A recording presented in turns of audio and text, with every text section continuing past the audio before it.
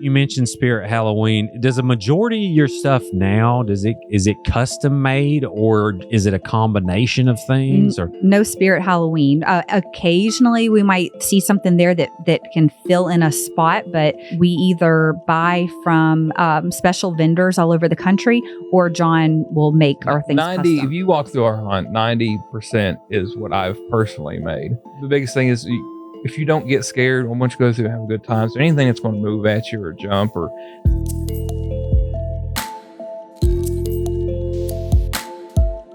Welcome to Creepalachia. If you're about some haunted houses like I am, today is the episode for you. Today we have the creators of Fright Nights, West Virginia, in southern West Virginia, Ashley Long, and we have John Christian, aka Big John. Welcome, y'all. Thanks for having us. Yeah, thanks for coming. So I was telling them before we started, I purposely have not looked up much. I know how popular Fright Nights is, especially every Halloween. And whoever can take this first, kind of give us some background on you two first. And it doesn't have to be, haunted house related. Just, where did you grow up? All that good stuff. Who wants to go first? Alphabetical order. Alphabetical order. Okay. All right, go ahead, Ashley. Oh, wow. I moved to Pittsburgh area in junior high. And so I would say I grew up there, went to college in Pennsylvania, and then moved down to Beckley area when I was in college. And my degree is in elementary education. I did that for 2 years and went to the resort at Glade Springs. I worked there for the summers and had this crazy idea to build a haunted house. And so I quit my full-time job teaching to do that. What year was that? What year did you quit? I think 2010. Wow. Okay. So it's and I knew it's been established a while. I didn't know exactly how long. Yeah, we're 15 years old. This is our 16th season. Shoot, yeah. Well, so pumped. I have 1,000 questions. Go ahead, Big John. What about you? What's your background? Well, Beckley, born and bred. I don't get out of this place too awful much. I think that Halloween and all things scary have always just kind of been in me. And younger, watching movies and trying to make the costumes and the props you see, that's just something I've always done. And then to get older and be able to kind of make a 9-to-5 out of it is pretty nice. I did a lot of security and private security, loss prevention, and for like corporations. Yeah. And then correctional officer at Mount Olive for a couple of years. I was trying to get into law enforcement. That was my backup plan, because trying to get in anything creative like what I do now in this area is really, really rough. So, I mean, I wanted to go out and make movies and direct and stuff like that. So, and when I was that kid in high school, I always had a video camera in my hand. And, but then you get a little older and you realize those dreams really aren't that obtainable. So plan B was law enforcement. But then I luckily stumbled upon Fright Nights, and they needed some actors and they needed some help building some sets. And then from there it flourished. That's so fun. Well, and the cool part is about, you talking about wanting to be a potential filmmaker. That's kind of how I began. I was a coal miner, actually. And I was a coal miner for 9 years, and I just taught myself to I wanted to make a zombie film.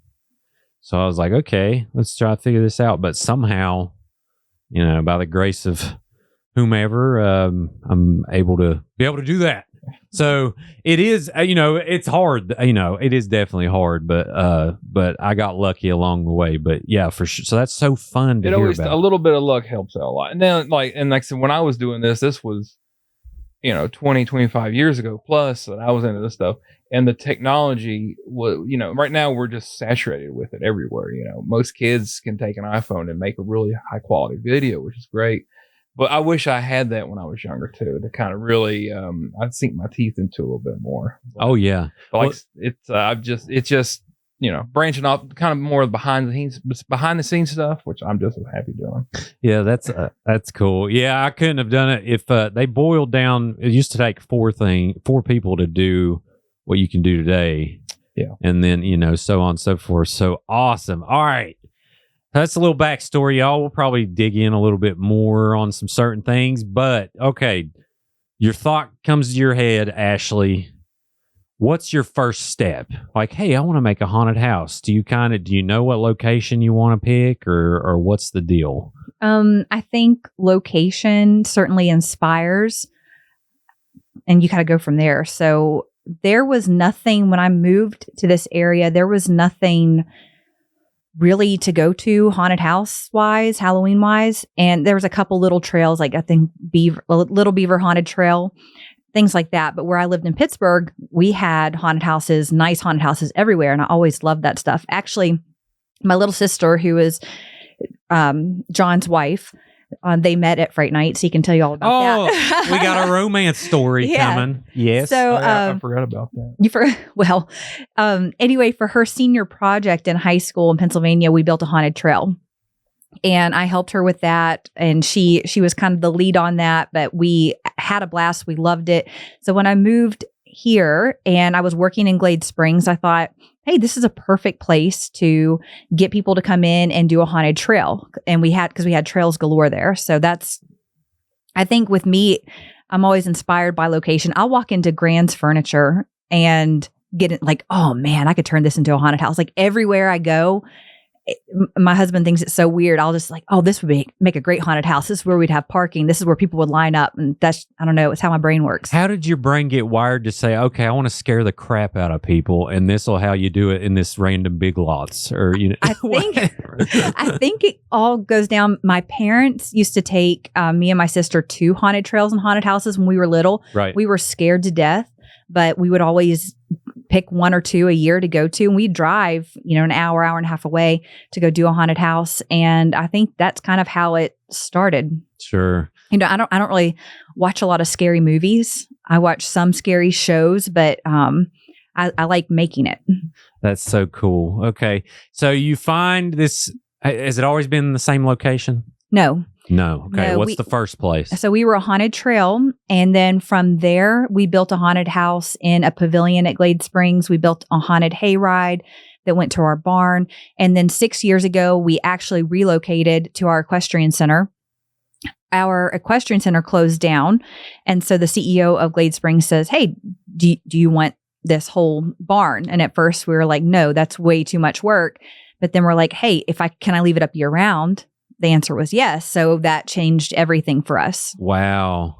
Okay. And John, when did you come in? Like, let's talk about, I want to hear the romance story and then we'll go to the specs. So, it had already been established, right? When you came in, or was it? Correct. Okay. 09, I think, was their first year. And I came in on year 5.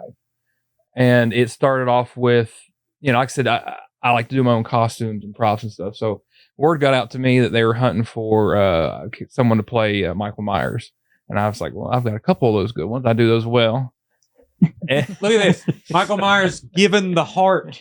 This is so meant to be. Sometimes things happen. Okay, keep going. Yes, sir. And so, they had, I think, applications online. And I ended up putting that in. And it was Ashley who contacted me. And he's still in my phone as John Christian Michael Myers. That was perfect. That's probably 10, 11 years ago now. And you're like 7 foot tall, so it's perfect. Yeah, I'm 6'7" if I stand up really Gotcha. straight. So, but yeah, she was asking me about if I can come help out with other projects. I guess it's a very small group of people that makes all this happen. And like we are at Glade Springs, so sometimes we can pull from like the maintenance department or like the golf team or something like that. But so I showed up. She kind of gave me the dime tour of the trail and where it was, and we were trying to make a marquee that said cinema, and John he just drives around with tools in his truck, and I like being. Yeah, I was like, man, I just don't know how to make the. He said, well, I got a hole saw in the back. You want me to just like start drilling some holes? I'm like, what's a hole saw? Yeah, sure. So it's tiny stuff like that. I was able to kind of crack out a couple of small things. And you draw it out, and then within the afternoon build what I drew, and I guess they were taken aback by that, and especially Desiree. her sister, my wife now, she, I was working at a auto parts store delivering parts, and this is why I was coming in. I was most excited to come at the end of the evening and work for 3, 4, 5 hours if I could, and just start knocking out these little projects and trying to really start bringing some detail to these sets that we had in mind. And I noticed that Desiree was always right there over my shoulder watching me, and everywhere I went. And Ashley had made the comments too that, you're following around like a puppy, leave me alone. And that's when I had noticed that she had noticed me. And yeah, so from there it just kind of did you slip into her MySpace DMs, or what are we talking? I never had MySpace. Okay. I honestly, I didn't have Facebook at the time. I'm not super big on the social media stuff, but I think good for you. I did. Goodness gracious. Yeah. I did get Facebook when I started this job, because I was meeting people here and there, and it was nice to be able to kind of network with them. So, but yeah, we had went out. I think our first date was to see Annabelle. When that horror movie came. Annabelle Creation, or that was the first Annabelle in 2000. It must have been 2014, the summer of 2014, in the Conjuring universe. Yes, awesome. And so that was our first date, and like I said, from there it just blossomed. So. Love at first scare. I don't know. We'll call it something like that.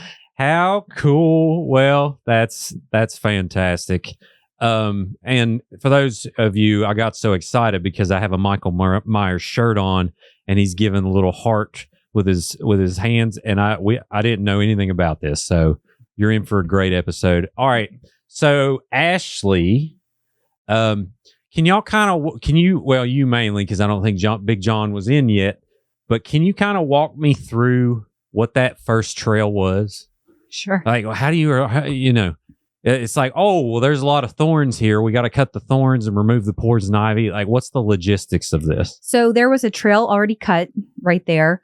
What I kind of focused on is where people are going to stand in line and buy concessions, which was at a restaurant called Small Talk Cafe right there in Glade Springs.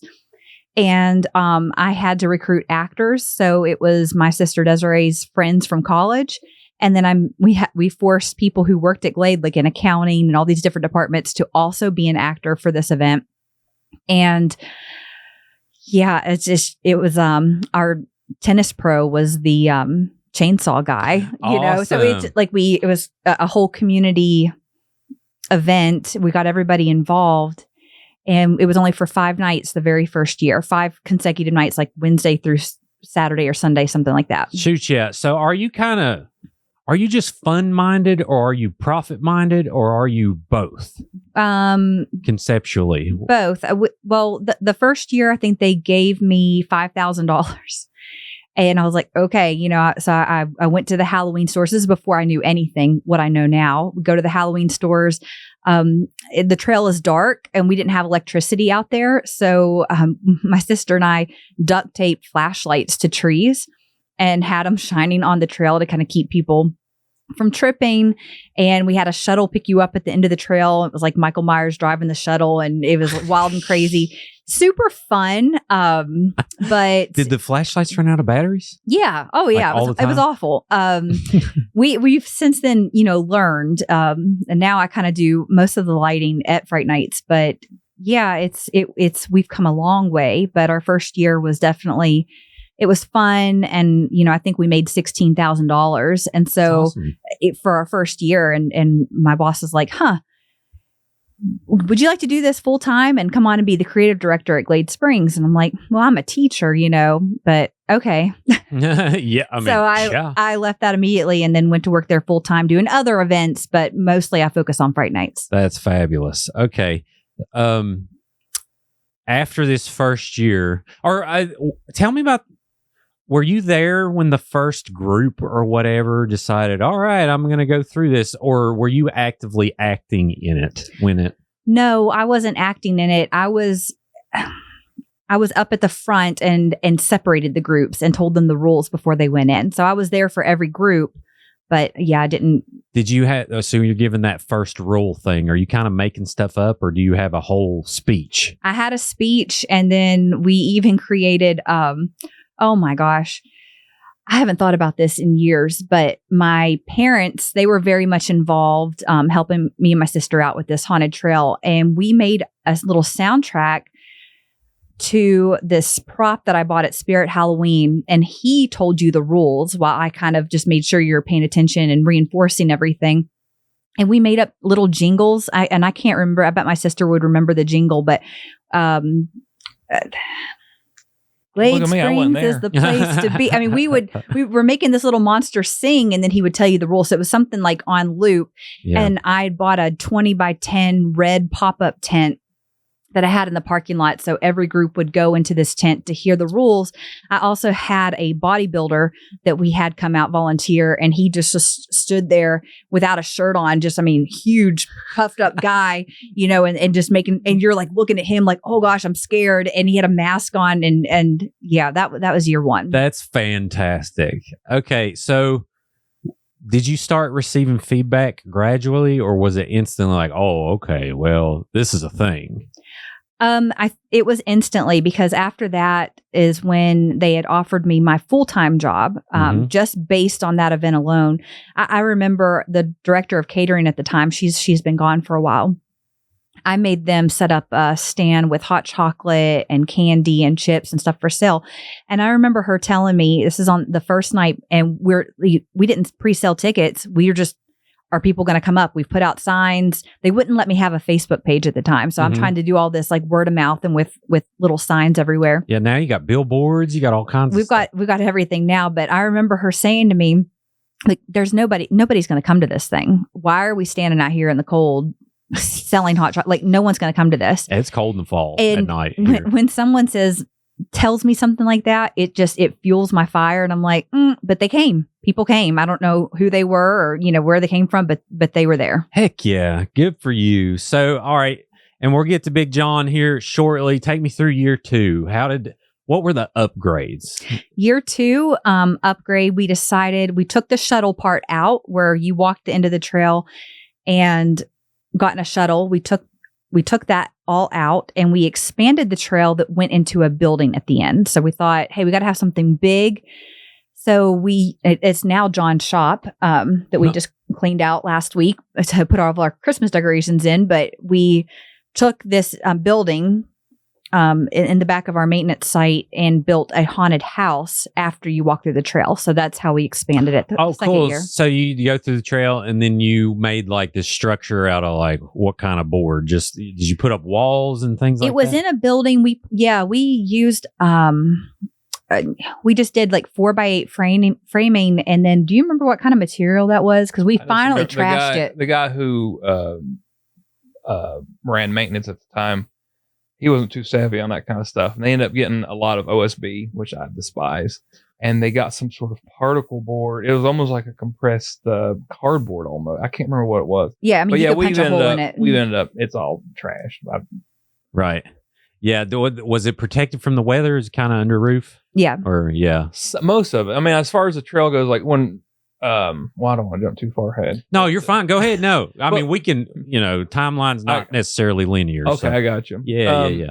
Well, like when I got there, we were on the trail for 5 years before we actually got to the barn. So, and that was a big thing is if I'm out there, like, and we had some pretty detailed sets and scenes for them to be outside to get rained on. And props and, these control boxes, everything's electrical. So we have to try to like weatherproof as much as possible because they're going to be out there for anywhere between 2 maybe 3 months.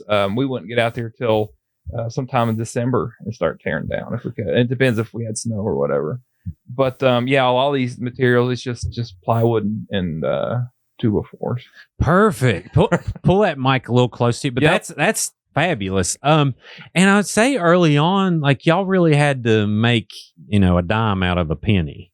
So we still do. We still do. Mm-hmm. Still do. Mm-hmm. So that's kind of, how did you mentioned Spirit Halloween. Does a majority of your stuff now, is it custom made or is it a combination of things? Or no Spirit Halloween. Occasionally we might see something there that can fill in a spot, but we either buy from special vendors all over the country or John will make our things 90, custom. If you walk through our hunt, 90% is what I've personally made.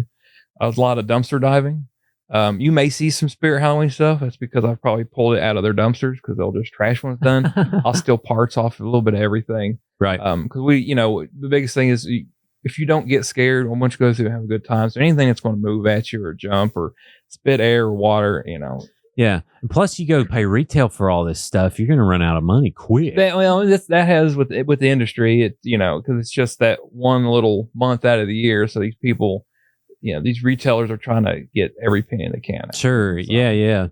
All right. So we got the bodybuilders being introduced. We took the shuttle out of play.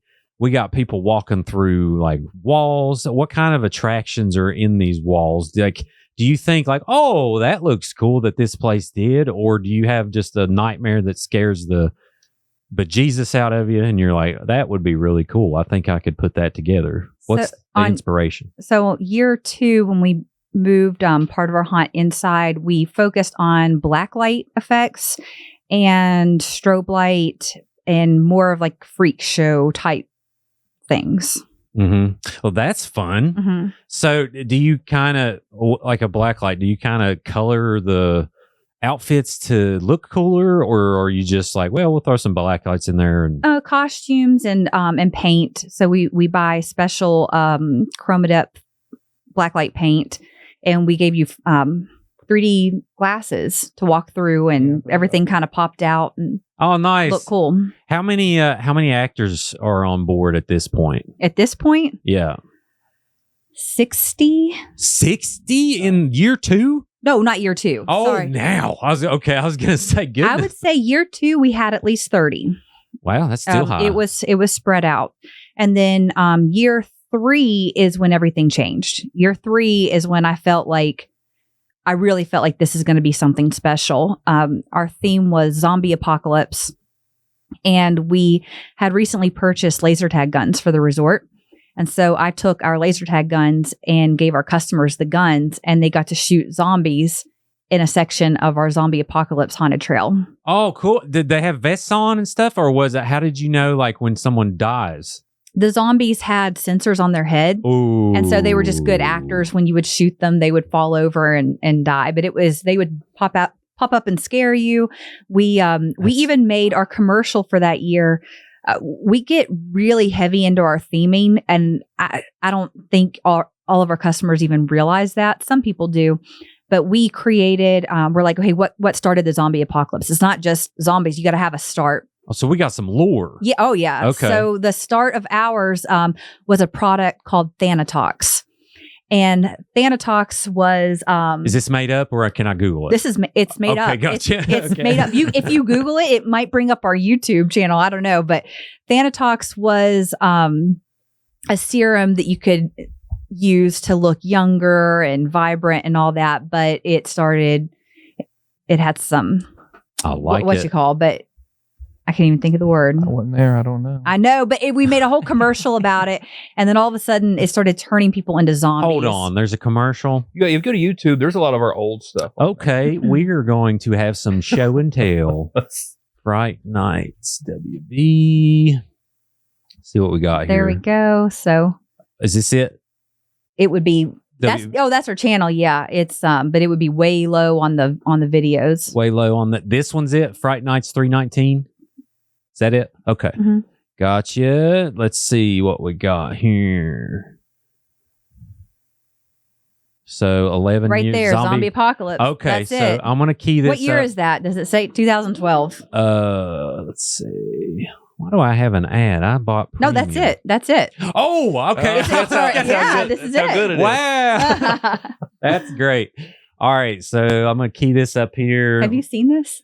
A long time ago. I'm going to make sure my audio is playing through the computer for everyone to hear. Okay, 1 second. I hit the mute button, so it's not going to play. So, okay, yeah, we're good. So I'll key it up here, and then I'm going to let this play. It's about 40 seconds. All right, let's fire it up.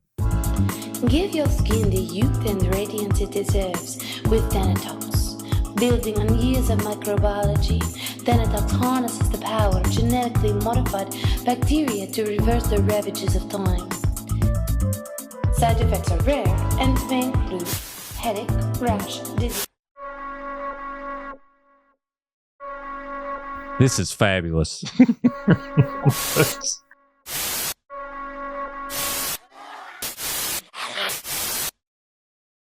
You shall not use Thanatox if you have allergic reactions to flesh-eating bacteria. That's awesome. And how many? 6 days, 7 days? It said. Was it weekends? I don't remember. So it says October 12th, 13th, 19th, 20th, 26th, and 27th. This was 2012. Yeah, so 3 weekends in October. Amazing. So did you see some good traction? Did you put this on what was it? Was Facebook then? I got a Facebook page that year, so we kind of used Facebook for heavy marketing. But sweet. That was it was so cool. Like we had Lola Reiser from 103 CIR. She did a voiceover in our military tent talking about, what's happening, and we equip you with the laser tag gun. You would go shoot zombies, and it was just a blast. How did you have you seen a jump in attendance each year? Yes. Like noticeably? Mm-hmm. How do you track that? Well, we actually have a little calendar sitting at our Fright Night office, and I put how many people came on this day last year, and then we write the number of people that came this year, so we can compare if we're up or down. Or that's sweet. So it just consistent climb. Yes. Great. All right, and you have an official office? I do, yeah. For the Fright Nights? Mm-hmm. Or is it kind of like, all right, it's Fright Nights these months, or... No, it came with, when we got the barn, it was their office for the equestrian center. They even had the, upstairs was like a little apartment, and that's our makeup and costume area where all the actors get ready and we store all the costumes. So it's a nice little package deal we got there. That's great. All right, so we see this little jump in the zombies. 2013. How are we gonna beat that, Ashley? So with Fright Nights, we started doing these themes. So year 3 was Zombie Apocalypse. Year 4 was Scary Tales.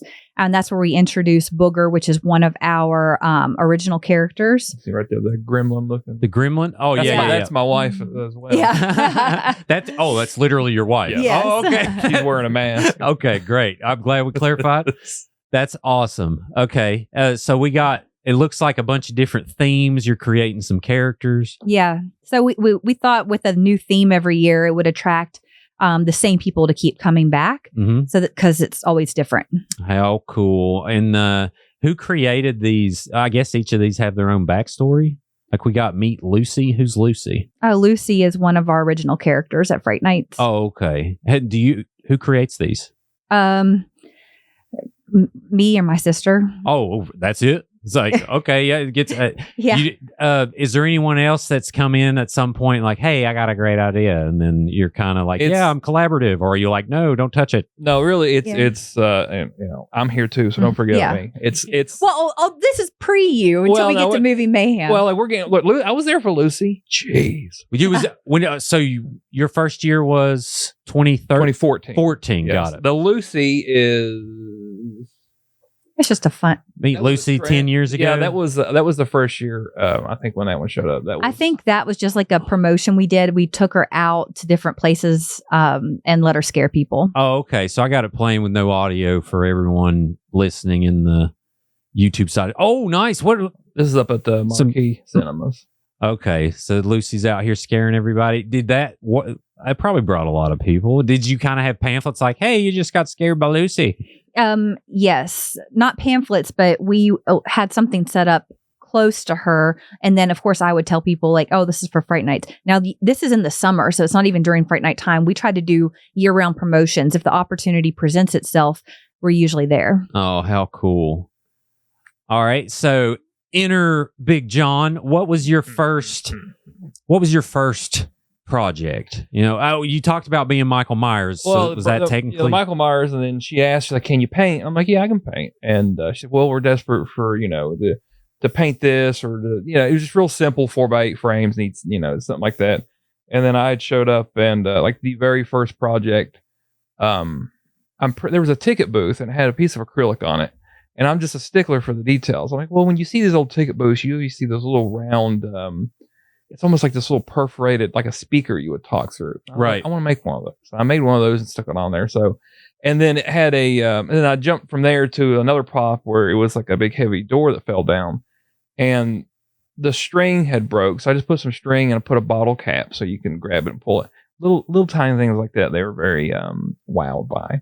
And then the cinema sign, and you've dug around, you could probably find it. The cinema sign, the whole outside of which is XCM, which is my shop now. I did this little facade to look like you're going into a movie theater. Right. There, you can see right there. Right here? You won't be able to see behind there. That's that ticket booth, which we still use to this day. The clown's blocking the little mouthpiece I was talking about. Oh, okay. Yeah, that's awesome. I mean, some of this stuff we've had in rotation for a decade plus. Right. And like we try to reuse and recycle everything we can. And we're looking at we got a saw, we got some severed limbs. So did you establish how does it work? Like, I know I watch all scary movies with my daughter, every parent's different, no judgments, but we do watch some pretty crazy movies. But did y'all kind of set up an age limit, or is there family friendly versions, or is there like, all right, everyone gets the same experience? Or in the beginning, our bosses at Glade at the time wanted to make it open for everybody, and if they're too scared, that they could say no scare, and then we would tame it down for them. After a season of that, I said no more. Fright Nights is Fright Nights. You come to get scared. If it's too scary, then you can exit. So we do have a family friendly version called Fright Night Light. We do once a year, and it's at our fall festival that we host every year. And that we just turn on the lights. We have no actors, and you can leisurely walk through Fright Nights and take in all the sets and designs, but we leave our animatronics on. So things are kind of moving around, but there's no actors. But for the most part, we recommend 13 and older, but I've seen all ages come through. Good for you. Okay. So you used to, what does that mean? Like, someone can't jump out and grab somebody or something like that? Like, they'll wear a certain thing on their shirt? Or? Yeah. Or if they were saying no scare, we weren't allowed to jump out and scare them anymore. Okay. Now it's just. Yeah, forget that. Yeah. Because you could have somebody in your group that's like, well, wait, hey, I wanted scared, Still get that. I mean, we haven't done anything like that in years, but where other haunts do that, some, people come through think that, if they throw their hands up and say no scare, that we're not going to scare them. And then there are plenty of parents that will put their 2-year-old on their hip and carry them through this whole thing, screaming and hollering. But, we've seen parents drag kids through, and we're like, oh, this is so uncomfortable. That's great. Okay, so Big John, here's the picture he told about his first project. Did your role start becoming more and more, or was it like, you was all in from the jump? Oh no, it was just exponentially. I jumped in. I was so excited to do this kind of work and be a part of, a haunt. Cause I used to go to haunts and frequent them a lot. And, just all things scary was a big thing for me, but just volunteering and just acting was a big thing. And throwing out my 2 cents. And, the ideas were there, but there was no one to really execute them properly. And that's why I said, let me do it. I got my tools. I know what I'm doing. Let me make it happen. And from there, it did explode. And then, this is just volunteer based on 2014. And then I said, we can really make this haunt professional. I said, put me on a payroll. Let me make this my everyday job. Let me pour myself into it. Please save me from this monotony. Yeah, that's it. It's like, I need, it's one hand wash the other. I say, you get me out of here, and I promise you I'll make this haunt something worth talking about. And it's 10 years later, I feel like I've lived up to that. Shoot, yeah, that's great. How cool for because the whole thing kind of started by taking a chance. It's like, well, yeah, let's let Ashley figure it out. Like, I'm sure it'll be scary, and then it's like becoming this. Yeah, thing. Unfortunately, it's a really big thing, but we still get plenty of people who just doubt it. I don't know why. Sure. You're not. Yeah, there's always that crowd out there, but yeah. So, is there a project early on that specifically sticks out that you're like, that was cool, or is it kind of like, I know with me, I love all my videos I make, but I don't. If I love the experience of putting them together, but I also could have done it better in certain ways. Oh, I was 100% on that. Every year I'm still learning and growing all this. I don't have an official degree in anything. I was going to school I was going to Bluefield State for mechanical and electrical engineering, but working like the haunt takes, especially from June until December, the hours were ridiculous, and they still are. They've gotten a little better now since we're in a permanent building. But like going to school full time, working full time, and then I just bought a house that I pretty much gutted and rebuilt it. I had to cut something out, and so school had to take a back seat. But what's your college dropout story? I have 2 of them. Well, mine's really, I mean, I don't think there's anything really exciting to tell. It was more than anything, I was bummed out where I was working full time and going to school full time. I was getting tons of grants. I wasn't paying for anything, so I was I was like a 3.4, 3.6 GPA. I was doing well, which. From like high school, I mean, if anybody knew me from high school, I didn't do anything. I was a kid that just sat in the back. Shout out. And I'd never carried my books to class. I don't even remember my locker number. I would just keep stuff in the class. I would just spare books or whatever, borrow someone else's pen. And just because I never took it seriously. And when I got to college, I wanted that piece of paper, that little degree. Oh, yeah. But, yeah. Oh, I was better than the professors. I'm like, what am I doing here? And I'll tell you, my first semester, literally, like my first semester, why I ended up dropping out was I figured out what 099 meant. I was like, wait a minute. You mean I got to take this math class just to take a math class that actually counts? And then I was having trouble in 099, and I was like, I'm not cut out for this. And then I went back the next semester, got my Pell Grant, bought a car hood. I was out. I said, I'm going to go try something else. And something else, didn't exist at the time. But thankfully, I made my way to the coal mines eventually, but I also dropped out of electrician school. So I dropped out of every possible thing you could possibly drop out from. So that's great. And ultimately, look who wins now, Big John. Well, yeah, I guess I say to everybody I talk to, because, typically when I'm out and about, I'm in Lowe's, I'm in the home improvement stores, Walmart, just getting all kinds of Goodwill, gathering just this oddball, unique stuff for what I do for a living. And people will see me and I'll be covered in paint or blood or something. They're like, oh, who are you? What do you do? And I explain to them I build haunted houses. And nobody knows how to really absorb that. Yeah. And but I'm very thankful. Anyone that'll take the time to listen, I always tell them I'm very thankful to be doing this kind of work in this area, because it's just, you go out west, jobs like this are probably a dime a dozen. And I'm very, very, very thankful to be doing this here and be doing it so successfully. That's why I love this story, because where a lot of people see, they can tend to see, oh, well, we don't have this or this and that. I'm like, yeah, we don't have this. We can have this, and I think things like this starting, of course, you're going to have people who are skeptical, but then they fire up and people realize like, oh, wait a minute, there's creativity everywhere. This is great. That's why I love this story so much, because it's like, it doesn't make sense to do that here, but now people would be devastated and sad if they didn't have it. Mm-hmm. So good for y'all. All right. So we're progressing. 2014, Big John, when did you get engaged? What year? Trying to set up a timeline here. Okay, 2014 started dating. I want to think we got married 2017. I'm pretty sure it was September 2017 we got married. I'm pretty sure it might have been the year before that. My wife, I'll do a little shout out for her. Shout out, wife. What's her name? Her name is Desiree. Hey, she operates Kazakon here in Beckley. Oh yeah, that's huge. Yes, and so we got the next one coming up last weekend in April. Last weekend in April, Kazakon. And for any other horror fans, we've got Alex Vincent coming. If you'll know him from Child's Play and the Chucky series. Plays Andy Barkley.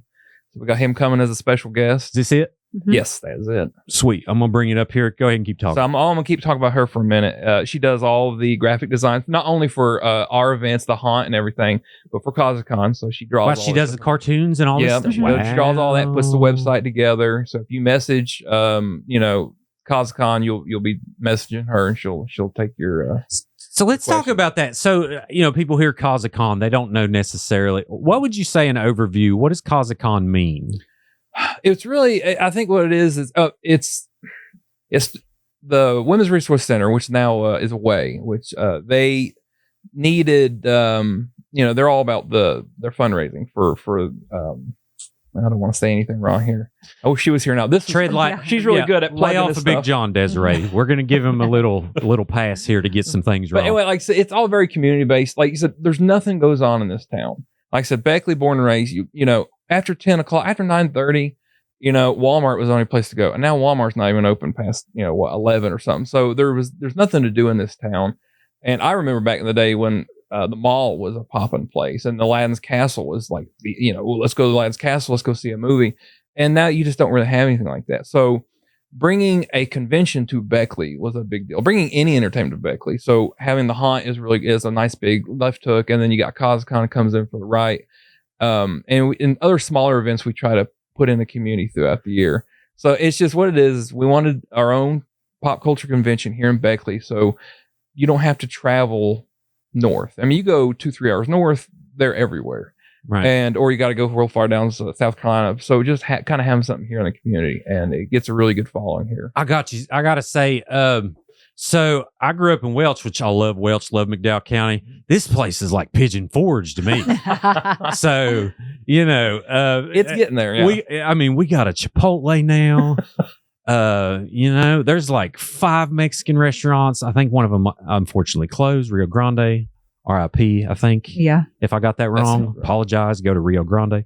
But that's good to hear. So, Ashley, we're into year 2015 now. Is there any big developments as far as the structure or anything, or are we pretty well set? Like, this is what it is. We're going to try to add things every year. Oh, no, we changed it up again. Okay, you changed it up again. Perfect. Yes. What's the layout? So now you started, instead of walking on a trail into the building where we gave you a hayride, right?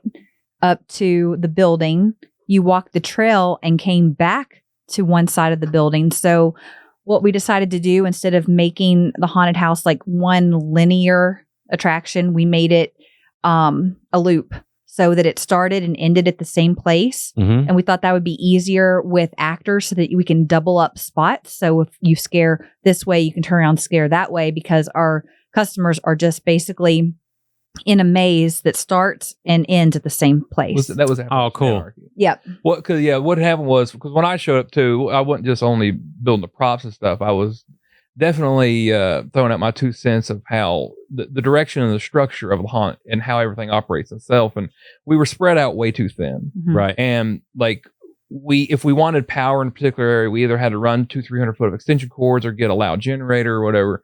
So the idea was to condense. If we're spread too thin, let's condense. And instead of changing the themes every year, let's keep something for a couple of years. I introduced Appalachian Anarchy. And I was like, West Virginia, born and bred, I think that's some of the scary stuff when you go down these hollers and you see, you see the front yard of somebody's house, and there's refrigerators and old cars, and there's chickens, and there's just these mean dogs tied up to these structures. And you're like, to me, I grew up, going down these holler scene stuff. I was like, man, that seems creepy to me. And so that's home. That's home, John. It is too. I feel comfortable at the same time too. I understand that people who don't get around that, how uncomfortable they are. Sure, yeah. And then the biggest thing too, I was like, it's so easy to dress sets like that because you just find junk and lay it out. So that was a big motivator too. And so we was able to kind of condense, and where you started is where you ended. So you almost did kind of like a big circle. Yeah. And we were able to keep Appalachian Anarchy for a couple of years, kind of really build our inventory of props and sets and stuff like that, and then start spreading out a little bit more. How cool. And they didn't know, but those refrigerators, the freezers held popsicles that you could go up and they give them to you, but I love it. I love it. That's so cool. So you sat down to kind of change the layout. Is there a master map of this place, or how do you do that? You just like, all right. There was for a while, or for the outside of the trail. I think I still have it hanging in my shop. There was kind of like an aerial view where each guy's kind of on dry erase board. We drew a Sharpie and then draw stuff with dry erase, and we would just erase later. But everything gets changed we can think on something and for weeks and then get out there to work on it that day, and it may just completely change 180. One thing, we haven't really talked about is when we were on the trail and we had this haunted house, and eventually we built a second haunted house that was a separate ticket called 3D Nightmare. We had to build these sets every year and tear them down because they were in public areas.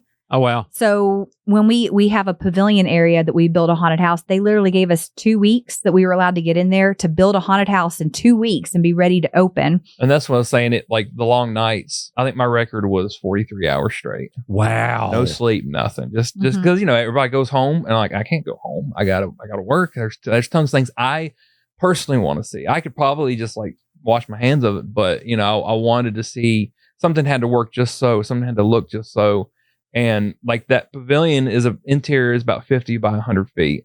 And when you get in there, you beginning to end, you would think it was a mile long the way we had it, just zigzagging back and forth with like a big maze essentially. And but yeah, just a couple weeks and to build everything in there, and then after it's all said and done, just tear it all down and find a place to store it. The pavilion where they do weddings. Yeah, I filmed a wedding there. Okay, yeah. So I know exactly where you're talking about. Wow, that's great. So there's obviously, the drive and dedication that y'all are putting into this thing.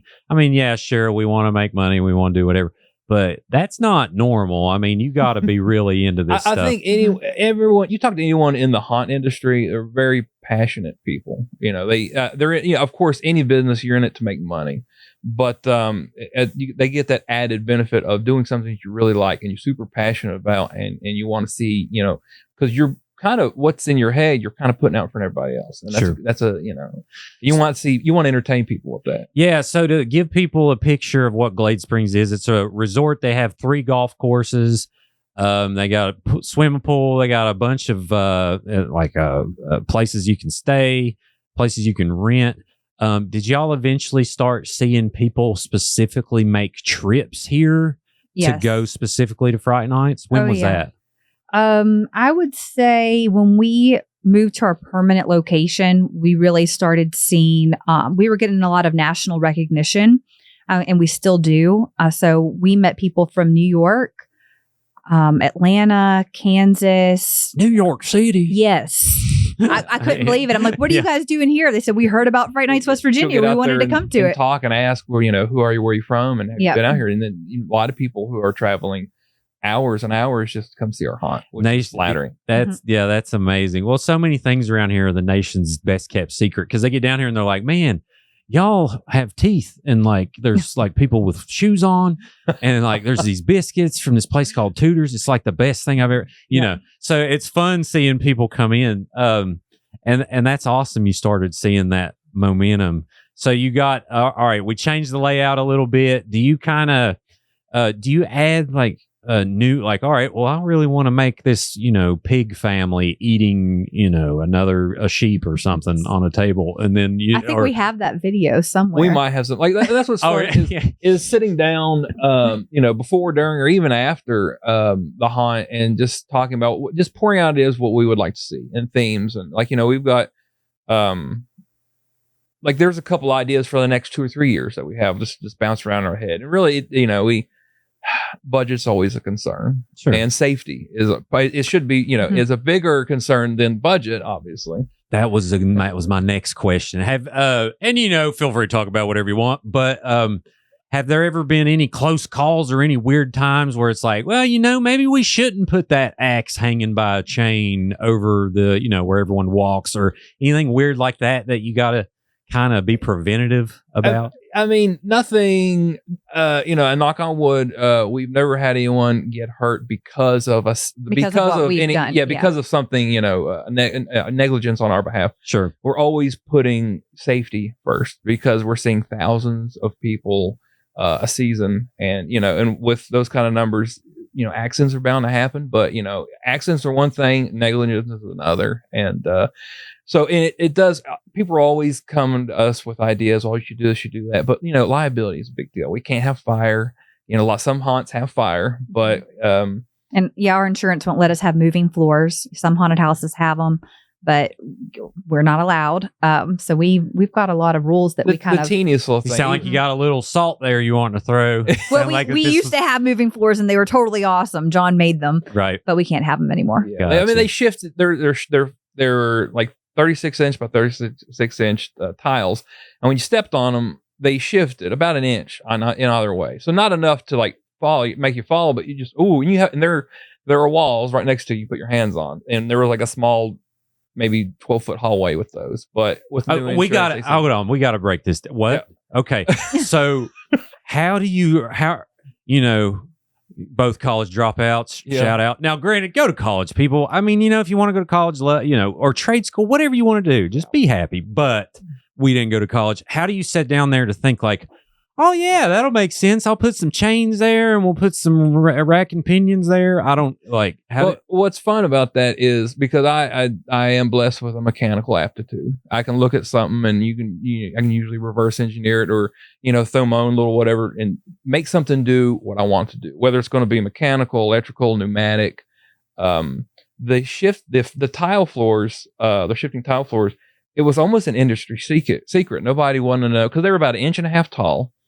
And you have kind of just a steel frame and this like little plywood tile just shifts around. Right. And you go to a website and they're selling them for $800 a tile. And I was like, I'm not paying $800 a tile. I can make them for probably $50 a tile. I just got to figure out what. Right. And I racked my brain and I was like, if we had some sort of like a hard ball, tennis balls won't work. I said, pool balls would be great, but then they're too big. And I was like, well, we're at a golf resort. And I literally had a whole cooler full of golf balls. So I built that. And what was funny, that same year we were at, I believe, another haunt. I want to say Spooky Woods. And they were giving us a behind the scenes tour on stuff. And I had mentioned that I built ours out of golf balls. And he says that was a secret. Right. Because, the manufacturers who build these things, they don't want to give out their plans because nobody's going to buy them. But golf balls is a secret. What's this Christmas event that I'm looking at? So y'all did you eventually start expanding like, well, we could also do this? How did that come about? I'm for everybody, I'm looking up Facebook, Fright Nights WV on Facebook. They got a really good bunch of cool pictures lots here. Of good stuff on is there. This I'm reminded of the Night King, but it's Jack Frost. Okay. So that's actually a secret bar. So that's a whole other thing we can jump into. Our Christmas haunted attraction, we build 2 secret hidden bars inside. So if you buy a Krampus crawl ticket, we literally open up a secret door. You go in and have a drink with a haunt character in a complete themed area. So that you were looking at, John built this year. We had the idea to build a corner throne made out of ice. And so John made all that by hand, carved out the letters, the lighting. No way. Yes. Well, the whole bar is, you can see the walls too. It looks like you're inside of like an igloo type thing. And did that take you 17 years? Like, No, I think he had a week. I cracked that one out in a week. And then the next bar you'll see is Christmas Vacation. I think I did that one in 2 afternoons or maybe a day and a half. It came together. You'll see. Oh, that's up there at the. Which one? This? You can see Cousin Eddie standing there. You see him? Oh, this. Yeah. Okay. Got it. No, that's Wait, no. Yeah, that's Gotcha. Where are we at? Left. Left. Right Right there. there's one. Oh, okay. Got it. So yeah, you're kind of like in the living room of the Griswolds, and you got Cousin Eddie as the bartender. That's awesome. So we always think about photo ops. So obviously the ice throne is a photo op, and you got that nice. You see Cousin Eddie's RV in the background through the window is another photo op. And the fried cat on the carpet. Yeah. So I mean, and that's a painting back here, right? Yeah. Okay. Like, and none of this may look. But it's too 3D because what's it called? A tube is hanging through there. Yeah, you the can tube hold you it. can pick up, and it's got a green light in it, and there's a little bit of duty there on the end. Oh, that's But great. it may not look too great, but if you saw it just 24 hours before this was a part of our before you go outside to one of our sets, Camp Killing Me. This was an office, like a summer camp office. So, and it's just all brown and ugly, and so to make it bright and look like the inside of a living room, and knock that out in 24 hours, it is a feat. That's so cool. All right, so it started bouncing around, y'all, but so we're in 2016 now. Are we kind of just, well, okay, we'll add a little chunk every now and then, or were there any more big, like You mentioned the space you were given. What year was that? We 19? 2019 when we moved Summer into. 2019. So, back before that, we had some space, and we thought, hey, a corn maze would be pretty cool. But we're not farmers, so we had this idea to basically build a maze, and we had permission to go up to one of Justice's farms, and we went and cut down, I don't know, 1,000. Several hundreds, could be thousands of corn stalks. Yeah. Wow. And then we tied them all. We'd make a it- fence out of pickets and Oh, so and you chicken took wire. them back We Yeah, took 'em well, we back. didn't have the time. This was probably August, maybe. with permission. Yes. Yeah, yeah. Like I said, I mean, I would love to be like, no, we just went and did it. And then we were like, but yeah, they had permission. but no. Actually, this is probably September. Yeah. because we couldn't do it too early because then you're just with the dead corn and everything comes dry and then it's a fire hazard. But yeah, it was several hundreds, like I said, maybe thousands of corn stalks, and then we built the fence out of chicken wire. And we go through and we would hand tie or zip tie every stalk. So it looks like you're going through a corn maze. That's amazing. Do you have a picture of that somewhere? I'm sure I can Oh get gosh, one it would somewhere. you'd be way back there. Oh, okay. Gotcha. Yeah. Well, so I won't bore everybody with me scrolling, but we'll just keep it going. So you put this corn stalk up. That was 2019 That was, or No. that was 2016. 2016. We were still on the Okay. trail. Perfect. Perfect. We're still on the trail. So was the big addition for that year? And There's then actually every year there's a couple of things. I built like a swamp cabin and a dock that you would walk down. It's kind of a zigzaggy dock, and like every year we were adding something more. We had a little house out there, and I think that year I had tore that down and redid it, and so you could go in one side and then exit the other. So it's almost like two sets in one. We added log cabins out there, facades of log cabins, and it was just we just kept adding stuff. Yeah, we get better with lighting and sound and all right. that. Do you have advisors, or are you like, all right, I'm Big John. Listen to me. Here's what we're going to Oh, that's do. 100%. Yeah. And then we butt heads a lot, Ashley and myself, as far as what we want to see. And there's like I said, everyone has ideas, but executing the idea, that's what's important. Sure, And yeah. but I'm fair. I'm a fair person, and I said like we butt heads a lot, but if you got a good idea, bring it to me. If we think we can do it in the time with the money, let's make it happen. Let's get into the details, y'all. We say we butt heads. Let's bring up a time. Let's bring up a disagreement and talk about it. And, of course, you don't have to do this. But I think it's good for people to hear these things because they'll just look at something and be like, oh, Fright Nights, that's easy. They just throw up some things. If anyone think I would gladly let me just take a couple months off during a busy season and let someone else come in and then they can tell me how busy how easy it is. Working with family has its ups and downs, Right. And like I said, I got to work with my wife as well. She's a big creative force too. How do with you us. do that? I'm a very patient person. I know that you ask her, she may not say it, but I put up with a lot and I swallow a lot of just rage. Good for you. But I like I said, my superpower is definitely my perseverance, my strength of will, and my fairness. Like I said, I want to see. I run around out there and be like, oh, this is my hunt. I want to see it this way, but that's not fair. We have not only, Ashley and my wife does it, we have a couple other people that really help us out. And if they have their 2 cents they want to throw in, I definitely want to I want everyone to see, their visions, their ideas come to life. Sure. He does make it a point to try to add something that we were passionate about and put it into the storyline or into a set. Yeah. Well, and everyone has good ideas and you want everyone to own it, but not necessarily. There may not be the best ideas, but there may be a nugget of something that could grow it could send you on the right path. And that's why sitting down and having brainstorming sessions and stuff are great. Even if it's a goofy idea, throw it out because you don't know where it's going to take you to. And it's just like, and same with you don't know what year you're going to use it. Like we may use it, next year in another set or something like that. So try to catalog all these ideas too. And my memory's not what it used to be. But as far as like button heads and stuff like that, I can't remember. There's never been like a drop down just screaming match. Well, good. I mean, you don't want to get to a certain level. There's constructive criticism, and then there's stuff that like ends the entire thing for everyone. So yeah, I think that just happens with any creative people, having to work together.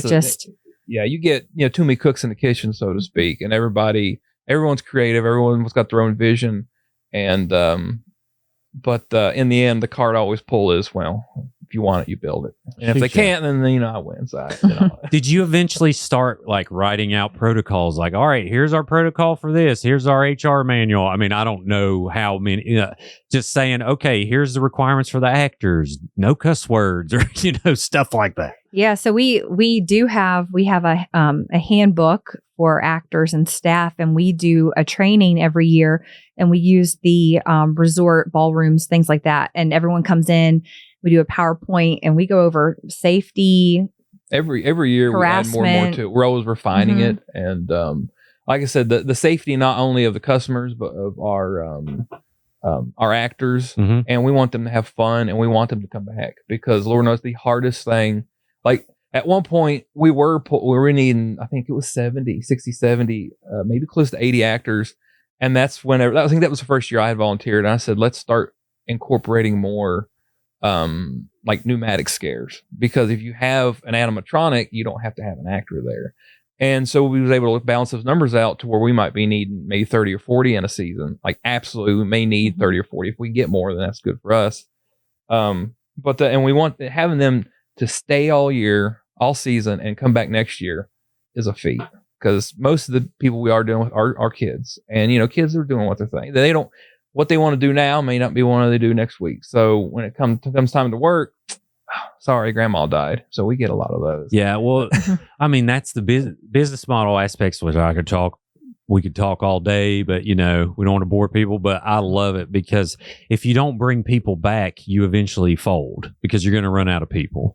So I love hearing that that's in the mind frame. And you mentioned safety. Is there certain protocols like, okay, no fire, no sharp points, no blah blah blah, or is there? Yeah, like so. There's, I mean, I don't know. She maybe will talk more about it when it comes time. Like my wife also does she's the scare coach, and she's more on one-on-one with these actors and stuff. So as far as what's in these meetings, when they have, I'm really not there. I'm usually in the hunt working, so you may be able to. Well, all like the 5 main people that work on Fright Nights, we all have our chaos certification. So we're like certified haunted house operators and safety.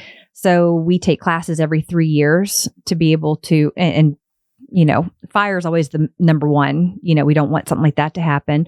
But yeah, we installed a fire alarm system and a sprinkler system in our haunted house. And has anything ever captured, like, has there ever been a time where you totally lost something and you were so bummed out, or have you been lucky to be like, well, everything's salvageable? Maybe something got rained on, or we did with that being in the barn. It's like I said, the barn is just it was built in the 60s, just barn wood and some steel structures. There's no insulation in it.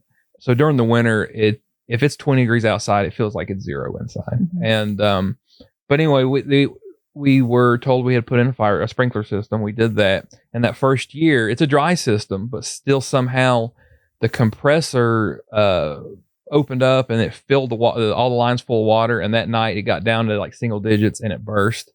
And then it warmed up a little bit after a couple of days, and then all that water. I mean, we had 2 inches of water upstairs over top of props and everything like that. Oh, wow. So, but we were done with the season, so that was okay. It wasn't that big a deal. Nothing. I think maybe a couple of boxes we had to trash, but other than that, we've never had any major like, oh my God, we're ruined kind of. Good, yeah. Knock on wood. That's good. So well, we did have a hurricane, Helene, happen the day that we were opening, and it completely wiped out our. Yeah, that was literally, I think, like the day before we opened. That was this year. It came through and it demolished our several thousands of dollars for the tents that we had outside. So, how many days or nights? It's only open nights, right? Is that correct? Yeah, nights and 1 day for our fall festival. 1 day. So, how many are you at now? I think it's about 13 nights. 13. So, has there ever been a time where you just was like, man, it's rained 10 out of 13 days this year, or any kind of, does the weather really affect turnout? It does. We try to reiterate to our customers that our haunt is 80% indoors now, 20% outside, that, and we have covered waiting areas and we have backups. Mhm. If it's an absolute like torrential downfall pour, we can cut out the whole outside portion of the hunt, and you can bypass and just do the whole inside. Like we have some backup plans for that, but weather definitely will keep people at bay, especially even if there's a local football game going on, it will devastate our numbers because just because of the area, right? But what about porta potties? Like, do you got to think about stuff like this? Because my wife is infrastructure minded, and she's always thinking like, okay, well this is great, but you know how many toilets you're going to need? Well, you have to be when you're seeing several thousands of people in a season, right? You have to put all that stuff in front of your mind. Yeah, we have to have I hire outside security. Porta potties. I have to have porta potties for our parking lot, porta potties for our midway. We have covered areas. I have to have food trucks. We have retail. And something cool is when we moved to the barn in 2019, this is pre-COVID, we had already decided that we didn't want people to stand in line and wait for hours and hours to go in the hunt. So we kind of came up with the whole before anybody in the haunted house industry did it. I can confidently say that around here, at least, right? Here. We do virtual queues, so we text you when it's time for you to go in. So, oh wow, you can sit in your car and wait. If it's freezing, you can sit at the fire and wait. You can go grab a beer because we sell alcohol there. And cool! You can get wasted and like watch a pig chop a cow. I can kick you out. If you're we would prefer you not be wasted. Yeah. But there's plenty of people. We do serve alcohol there, but there's people what you do out in your car. We can't stop. So does that work? Like you already have the license through the resort? Yes, and you're allowed. Okay, it's an open carry license, so you can, while you're there. You can have and a drink. Because of that, is that why you're required to have food trucks? Because you have to have food? No, or we can sell food too. It's just I think our customers like to see food trucks and other vendors there. That's awesome. How did you establish? Do you have this group of vendors that you kind of work with regularly? What type of food trucks are we talking? Because I'm all about some. Our most popular food truck is called Tammy's Chocolate Cravings. Shout out to Tammy, and she does the chocolate caramel apples that are amazing. She does apple nachos, but she'll sell barbecue pork and stuff like that. And then new this year we had the deep fried egg rolls and. Golden Corral did a few nights, and this all sounds fabulous. And this is totally bad timing for this question. Do you ever have anyone get in there and get sick? Yes, constantly, or just every now and then? No, they get some. If people get sick, it's because they get scared and then just throw up. Yeah, I've cleaned up all kinds of. A lot of people pee themselves in the haunted house too. We got to clean up. So you just have like, okay, we need, Mr. Clean or whatever, to come out and. That's the other benefit of being at the resort is we can just call a housekeeper or a houseman to come take care of that. I bet they love y'all. They're like, oh, this is awesome. No, I'm kidding. That's great though. So do you have walkie talkies and stuff like that where you're like, over, we got a crazy over here at number 3? Yes. We got radios. We've got security cameras everywhere. We put up a lot of security cameras, and then we have certain actors throughout the haunt who have radios as well. They're called zone leaders. So that way, if there's an issue, any actors, we can't have, 30, 40 actors with radios too, because the radio traffic would be all be bananas. Yeah. And so that they can go report an issue. And because unfortunately, we do have a knucklehead or two, usually on Saturday nights when it gets real busy. And that's when Big John's like, hey, you better shut up. Yeah, I get lots of calls. That's great. So you mentioned security cameras. Do you have the ability to offer recordings of walkthroughs, or is that kind of on the on the potential list? Or it really should be, but we have a photographer who works with us, and she comes out most of the nights, and she'll take videos and pictures of customers going through like fun stuff, like getting scared. Awesome. Who is it? Karen Akers Photography. Oh, yeah. Okay.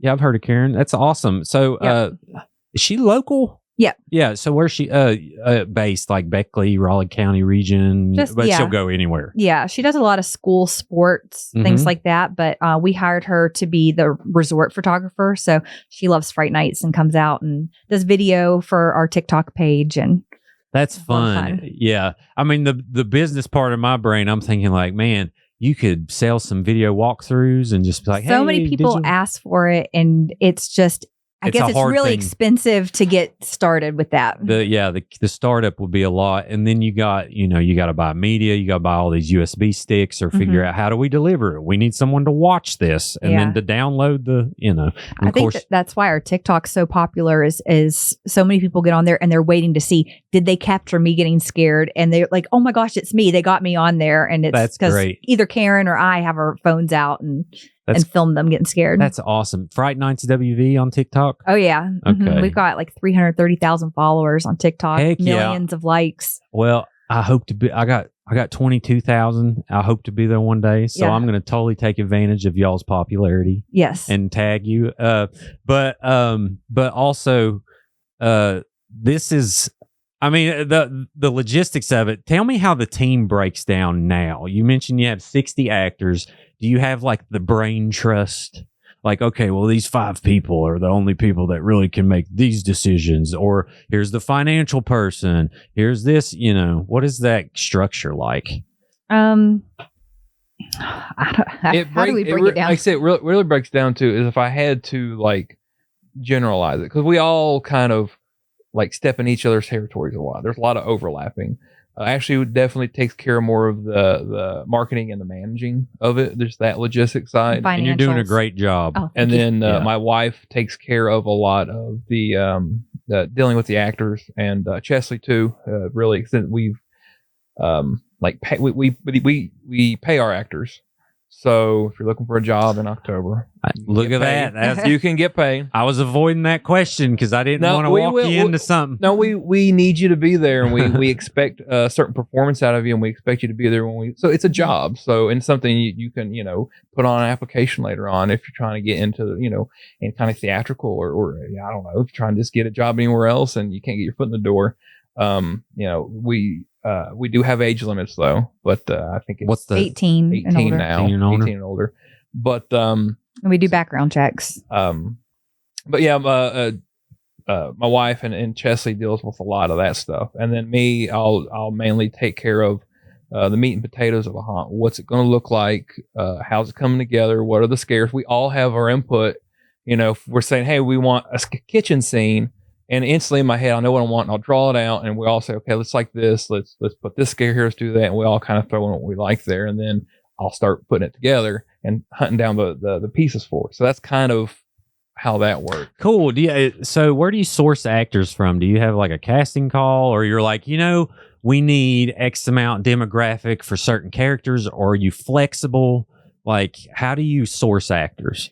We have a casting call in the summer at CausaCon. I have a booth that's all about getting actors. So I have a lot of people come visit us there and talk to us. But our actors range from young to, I think our oldest actor was 70 maybe. Yeah. And it's awesome because I don't have to like make them look older. They all, they already are. So we can put them in a really good spot. Old people getting all old and stuff. It looks good. Yeah. We don't have to paint the wrinkles on, I guess. But that's great. Yeah. Well, and I love when people age gracefully. So we need to take advantage of that and make some money off of it. I mean, come on. Okay, so you're at the casting call. You get your clipboard out. And you're like, okay, you look and like, okay, today's task is zombies. Do you just say, okay, act like a zombie? And then do you cut them off when they suck? Or do you tell people no? Does everyone get a job? No. If we don't like you for acting, and we'll give you like a line and a scenario, and we try to have fun with you and not make it so scary. But if you don't make the cut for acting, then I usually can find another job, like a stair manager, somebody who's there with the walkie-talkie and crowd control management. Okay, so let's do something fun. I'm here for the casting call. I step up. I'm in front of the camera or whatever. Hey, Ashley, how you doing? Good. Okay. How are you? I'm doing great. You ever been to Fright Nights before? I have not, actually. I'm from Georgia. Yep. They have a few haunted houses down there, but, I'm really excited. I got into acting because I watched Mission Impossible. Really, really cool. And I just thought, this makes sense. Hmm. So, how much do you pay? We pay $10 an hour $10 an hour. Okay. plus dinner, Plus dinner. plus perks. Who's cooking? The resort Glade Springs or El Okay. Mariachi or Padrinos. It's whoever wants to help us out that evening. All right. Why do you all deserve my talents? Ooh. Oh, I'm curious. I don't know what I would. We usually don't get people. We don't get people that confident in like that. So I don't know what I would do if somebody said that to me. Well, you don't have somebody in there that's like, I'm the best. Well, y'all are lucky. We may get something like that every once in a while. We had that one dude that came out that we're like, who Blod? yeah. Yeah, he was one out of every. I don't know, so many. They're just a bit much. That's great. It's a little Well, too you much. kind of need a little crazy, to be honest. Yeah. All right, Well, I'll be more humble. All right, I'm so excited to be here. I don't know if I'm going to be able to do a good job, but what are you looking for exactly? Well, we have silent characters. They kind of stalk, or they might be wearing a mask, and they're there to distract. And then we have characters that have speaking roles that will say the same line over and over again. We have characters that will make like a growl or a weird scream. Is there anything like that stands out to you? Those sound great. I definitely don't want the silent one because I want people to hear my voice. Wait, no, Okay. I'm humble. Let's That's just leave okay. that anyway. Okay, but anyway, give me a line and tell me what the character is, and let's see what happens. Okay, your line is look at all the dead kittens. Look at all the dead kittens. Okay, and what's my goal here? Like as a character, You're very happy. I'm happy. You're hungry. Yes, you're very happy. What's my background? I'm hungry. I'm happy and hungry. You're happy because of the dead kittens, and Yeah. you're hungry. You're going to eat the dead kittens. Okay, I got it. Hungry. Okay. Anything else? No, that's all. All right. Looking at you. Okay. Look at all these dead kittens. Is that good? Yeah, that's pretty good. Okay, it's a little cringy. Okay, a little cringy. All right, so that's basically But how it your works. heart's in it. And we would see that and say, hey, we got you. And, like my wife would work with you a little bit. Sometimes people who come in just super meek. And at the end of the season, they're bouncing off the walls. And they've really found their voice. And that's important too. And then we know that we've got them hooked. We can get them again next year too. Perfect. Yeah, that's cool. Do you have a lot of 80% of people come back, or is it more than that? What would you say? I don't know. I would say 50, maybe more. We get a lot of repeat. And then Mhm. sometimes, life happens and, the kids move or school or relationships. Yeah. Well, I know you mentioned old people, but I'd say you get a lot of young people who haven't been beaten down by life yet, Mhm. who are like in college, in theater, and just wanting to have fun. So I'd say it's a pretty positive experience for them. Would you say? Yeah. Yeah, that's cool. I've tried to find. I'm shooting a Mothman movie, and I got something to show you, Big John, before Yeah. y'all leave. Over here. That's not. Oh, hey, yeah, perfect. You have not. Yeah, I'll jump in real quick. Now Sure. we had a whole Mothman section of our haunt Mhm. last year, so it was Brand new. Camp Kill Me. It's an old camp in the 80s, summer camp, and the Mothman has kind of been terrorizing the area. So I was able to put a couple of Mothman animatronics in the haunt. Sorry, so, no, you got to scroll past all those fall Scroll festivals. past, yeah. All these families. I mean, what's the deal, y'all? We can't have all this love and appreciation. Well, going that is on on the fall festival. That's when, No, that's I'm when kidding. we want I'm kidding. That's when we want the love. But here. Yeah, no, that's great. That's great. Okay. I don't There even it know is if up we there. have any. Up It's here? just it's I just see the ad. Krampus. I see Krampus. And then we got the We want to Mountain have Dew. actually any videos. That's just of our the logo actual for it. props. Oh, okay, cool. Well, even still, I'm going to show this Krampus. That's like a legit Krampus. Yeah. Yeah, which is a fantastic. Well, the one movie I watched that was pretty popular came out. I can't remember, a few years ago. It was really, really good. 2015. Yeah. Are you a horror fan? Very much so. Oh, really? Yes, sir. So I haven't announced this yet publicly, but I'll go ahead and I'll see if you know who I'm talking about. So you watch Terrifier 3? Yes. Okay. So you know the scene with the crown of thorns? Yeah. The guy who done that scene is Jason Baker. He's actually building and sculpting the Mothman Okay. Cool. for the movie. And have you seen Black Phone? yes. He made the mask. Oh, really? In Black That's Phone. pretty good. Yeah, so I'm so hyped. But now everyone knows. I haven't made a public announcement about the film, but we got the cast and the crew pics. So super hyped. But yeah, I'll show you a cool picture before you leave. So yeah, all right. Wrapping things up here.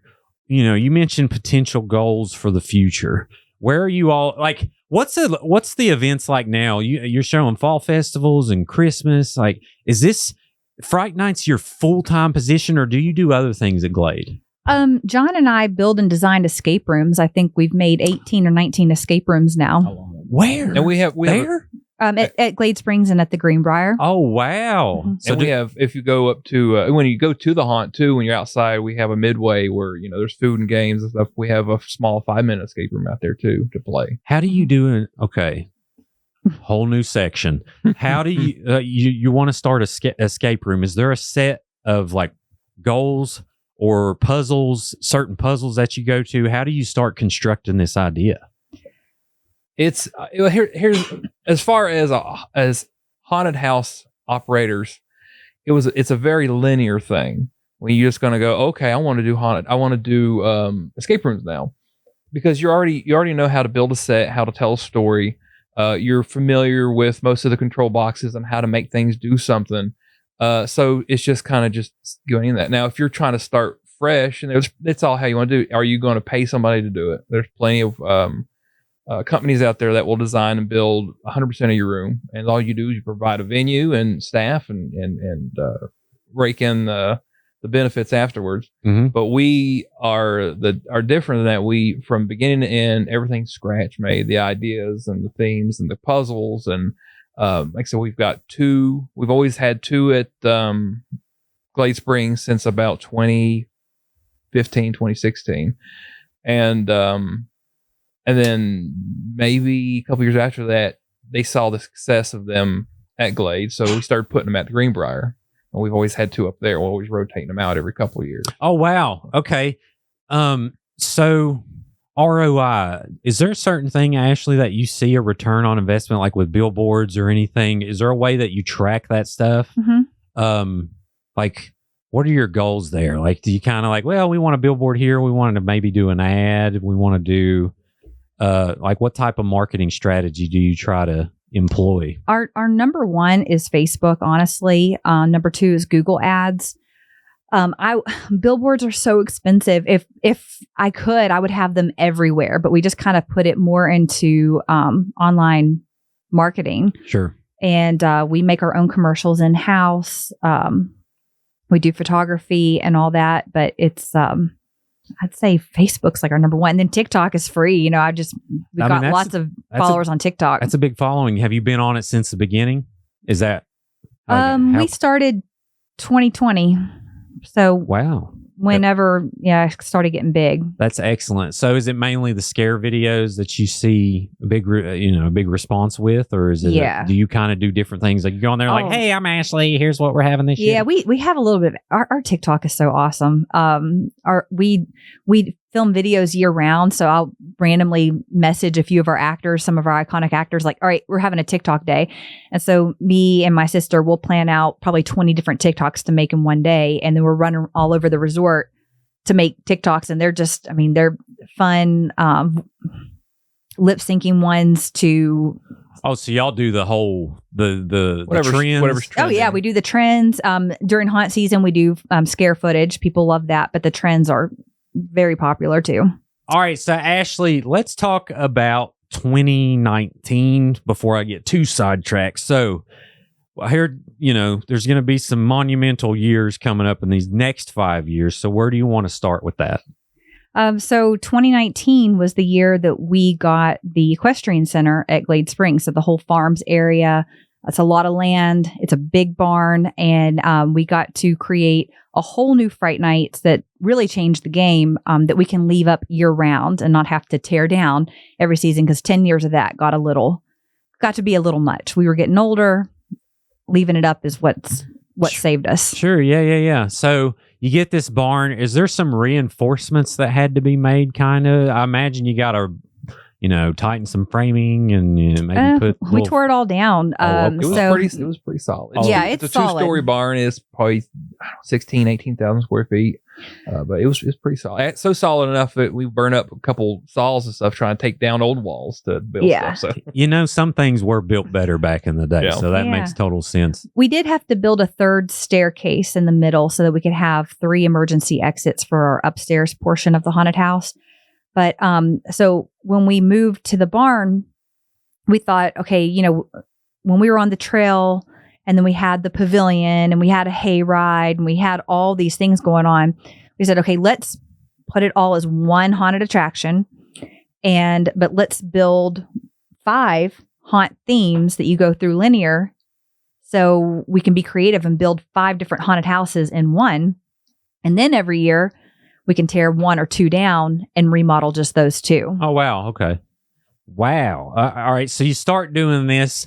What started to change, as far as the whole haunt goes? Like you mentioned off camera that these 5 years was just, improve the experience so much. What specifically? So we could add just more animatronics and better lighting, better sound.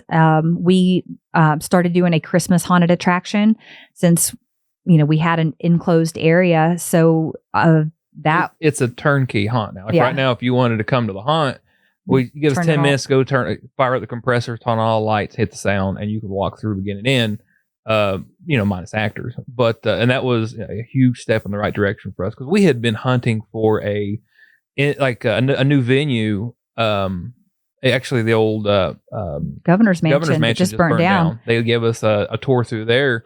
That was maybe that summer of 2019. Y'all almost went there? Yes. Man, the location. The location would have been awesome. Interstate would have been ideal. We already started working on design. We had the fire marshal there. But in the end, it was decided to keep it at Glade Springs for financial reasons. Okay. Well, I was going to be real sad when you pulled the trigger and then someone burnt down the dream. Yeah. So, but even still, I think the return would be there if, it don't matter now, it's ashes, but, so much room for parking and the house. It's like the Bates Motel out there. It was really, like I said, we were able to go through and we had the realtor with us. So she was able to kind of give us, the whole, dime tour of it and show us every little nook and cranny. And at that point, the building was still very much salvageable. But as of late, right before it burnt down, it was. So it wasn't like molded up or anything? No, the basement was extremely molded. Mm-hmm. Okay. And it would have, we would have had to get all that cleaned up. But everything else was still solid with it. And that was, like I said, that was 5 years ago. How big was that building? That I do not remember. 5,000 square feet or something, probably at least. I don't know. Yeah, I do not remember. Bigger than 5,000. And the backyard was really big too. Mm-hmm. We would have probably put some structures out there too to walk in and out. What did that used to be? The Governor's Mansion. I think it was Hewitt had it built for him and then owned it all up to the late 90s maybe, and then Justice bought it. Do we have just random governor's mansions all across? I thought there was just one in Charleston. Is that? Yeah. I don't know. I just always known it as, because I don't live too far from there. So, and for years you would forget it's there because it was just enveloped by all the trees, and then they cut down all that mountainside and there it was just for everyone to see, and now it's not. Yeah. Ashley, what's the formula for developing how many toilets according to bodies that'll be there? I let the people that we get the toilets from figure that out. Okay, I tell them what our attendance is expected, and they tell me how many toilets I need. Okay, great. I don't They'll know say, the number. you need these here and you need these there, and then they have certain requirements on where they put we them. started having so many people that we had to put them out in the parking lot as well, not just at our midway. Well, yeah, y'all just go hit a tree. Or, some people still try to do that. Gotcha. They'll try to sneak around the back and they get popped out. And our parking too. We're very fortunate with the barn we got. I don't know how many acres with it, and we have our actor parking and we have our customer parking, and we have to keep expanding on that too every year. So I think I feel like there's new problems that arise every single year. Oh yeah. So you kind of like, well, last year it was kind of hectic in this area, so why don't we do this? Is that kind of how you reevaluate? We're always growing and trying. Like I said, 15, going on 16 years, and I can think of the same problems that like 5 years ago we're still having, but we've done so much better. But I'm a perfectionist. You want to see it done 100%, but it's baby steps in that direction. You can't knock out everything. So, like when we were Haunted Trail to do our attraction, it was a 3-hour wait on a Saturday, and people are standing in line waiting. So when we moved to the barn, we created virtual queues. We text you when it's time to go in, so you can spend money, you can hang out, you can do whatever, and you get your text, you go right inside. You need and some fried food to throw up later when you get scared. Perfect. Absolutely. Oh, and because we have all that farmland, guess what we learned how to do? Milk a cow. No, we don't have any animals. Oh, okay, no animals. Mow grass. Oh, we have to do that. But, Okay. but we already knew how to do that. Well, yeah, you can't learn. Okay. Churn butter. I'm running out. What'd you? We plant our own corn and grow our own corn maze as well as our own pumpkin patch. That makes way more sense than what I came up with. Yeah. So instead of now going over to someone else's cornfield and chopping down 1,000 stalks, we grow our own. Which we talked earlier about the hurricane destroying those tents. It absolutely obliterated our corn maze. It was looking good because the year prior, because when you incorporate something new like that now, we're trying to get our green thumbs, so to speak. It's a learning curve. And like the first couple of years, 8-10 foot tall stalks look great. And then year before last, nothing. It was just a barren wasteland. Could not get anything to take up. And between the animals and the crows picking off the seeds and stuff, and the deer eating it, nothing grew. And then this year finally got it back growing good. And then the hurricane. The day before we opened, the hurricane flattened 100% of it. So we had to go. So we had to go back and cut all the stalks and then zip tie them up. Year. We knew how to do that at least. Was you cussing? Yeah. Like, okay. Not me. That's when we cucumbers. You don't cuss, Big John? Oh yeah. Can I cuss right now? I mean, yeah. You can. I can beep it out always. Though depending, I beep out the F's, and sometimes I'll beep out the S's. I don't know. It just depends. But yeah, that's about my own device as a person. But trying to keep a cool head in scenarios like that is very important. Oh, I cuss like a sailor. I mean, listen, I'm just doing this for algorithm purposes. Like, it'll limit my audience. Right. But also, too, I wanted to have a show where people could like listen to this with like their 10-year-old and then still hear some fun stuff, All right. So, future plans, Ashley, what are y'all thinking? I mean, don't give away any secrets yet because, we know how things may not work out, but what's the next 3 years look like for Fright Nights? We hope to grow by 5-10% every year. Last year, our biggest night was 1,300 customers in one night. We can handle it. We handle it like pros. So I'm like, hey, we can do 1,500. We can do 2,000 in a night if we need to. It's, for Beckley, that's a pretty big event. We later this month, me, John, and Desiree will be going to St. Louis for our annual Halloween attraction show. We go every year. It's called Trans World. It's where we get to go network, take classes, and see the new mask and props and meet celebrities and stuff to bring ideas back. And then while we're there, we sit and work on the next haunted house we're going to build. Like, we already know which one is coming out. Hexed. Our haunted house Hexed is retiring, and we are going to rip that out this summer and build something completely brand new. To be continued. Yeah. Last year, our brand new haunted house is called Camp Killamy versus Mothman, where we take you back to 1985, and you are going to a summer camp at a state park, and it's called Camp Killamy. I think John came up with that. Love it. No, Desiree did. Family. I wanted, like I said, the naming of stuff is really important, and to me at least, like the details and the backstories and stuff, because it helps us as a build team. If we have a story to work with, it just makes things just kind of go a little more. Sure. And then having fun names for things too, unique, original names for things, I think. There's Easter eggs all throughout our haunted house, just little things that we'll all put in there that, especially John, just little fun things that you may not see when you walk through, but we know they're there. Yeah, and it's important to know Big John's a horror fan, because me just thinking out loud, again, I couldn't build a birdhouse. I mean, I could put something together, but I would be like, okay, this year we're going to do an 80s theme. This year we're going to have a slasher theme. This year we're going to have, is that kind of how you think? Or are you trying to do homages?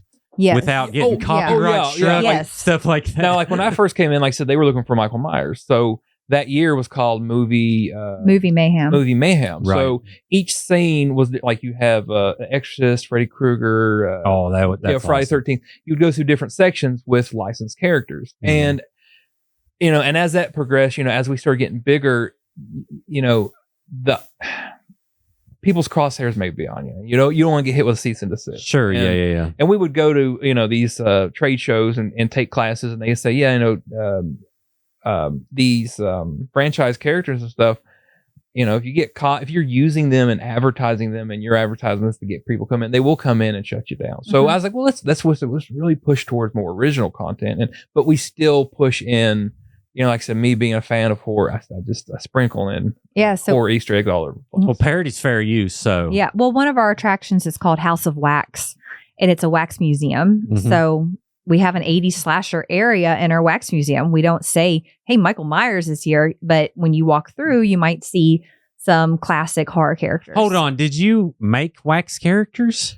We purchased some. Okay. We purchased some. We made some. They're not made of wax, but a lot of things. But they look like ish, it, yeah. like on mannequins and different things. Yeah. And some may be an actor. You don't know. Some may be an animatronic. You don't know. What's the average? What time length are you at now? Do you time how long a standard trip is? Yeah, it takes about 30 minutes to walk through. 30 all minutes. Of them. That's solid. Mm-hmm. We're up to 6 haunted houses now. We added a 6th last year. It all depends on how we use our floor space and how we get people from A to B, and we're growing a little bit more because you coming in, you're paying X amount of dollars, you want to get the best bang for your buck. Yeah, and you don't want to be in there just to have it's like movies nowadays. Every movie is 2.5 hours long. You walk out thinking, that could have been an hour shorter. We don't want you to think that. We want you to have a blast from the beginning to the very end, but at the same time too, you get get your money's worth. And so we're growing a little bit more, maybe a minute or two every year longer. Depends on how we change stuff around. And it's not always about scaring people either. Like we